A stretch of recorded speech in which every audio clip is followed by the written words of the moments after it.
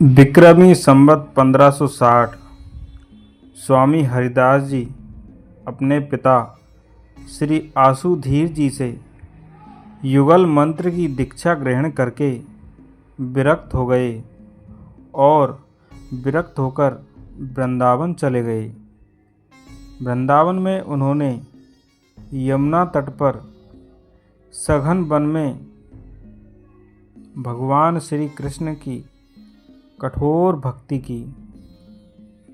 जिस वन में स्वामी हरिदास जी ने भक्ति की, आज उसे निधिवन के नाम से जाना जाता है।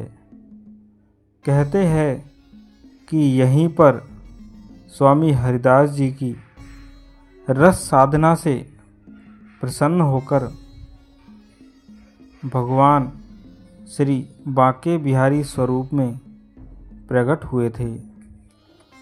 भगवान के बांके बिहारी रूप में प्रकट होने के पीछे भी एक कहानी है। कहते हैं कि एक दिन स्वामी हरिदास जी के शिष्यों ने कहा कि गुरुदेव, हमें भी भगवान कृष्ण और राधा रानी के दर्शन करना चाहते हैं। इसके बाद स्वामी हरिदास जी भगवान श्री कृष्ण की भक्ति में लीन होकर रसिक भजन गाने लगे और कुछ देर बाद भगवान श्री कृष्ण और राधा रानी ने उन्हें साक्षात दर्शन दिए। तब स्वामी हरिदास जी ने भगवान श्री कृष्ण को अपने भक्तों की इच्छा के बारे में बताया। तब भगवान श्री कृष्ण और राधा रानी ने उनसे उसी स्वरूप में वहाँ रुकने की बात कही।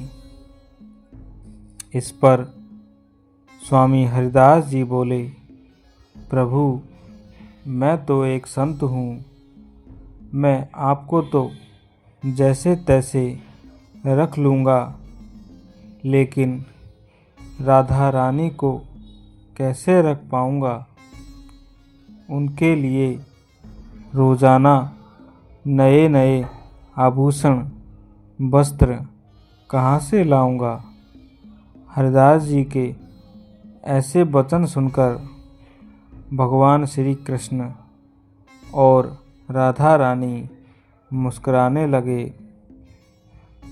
और तभी राधा रानी और भगवान कृष्ण एकाकार होकर विग्रह रूप में प्रकट हुए।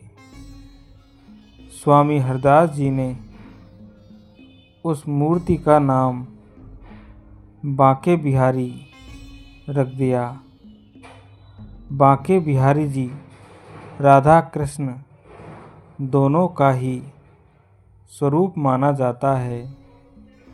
ऐसी मान्यता है कि विग्रह रूप में भगवान के दर्शन करने से व्यक्ति के सभी मनोकामनाएं पूर्ण हो जाती है।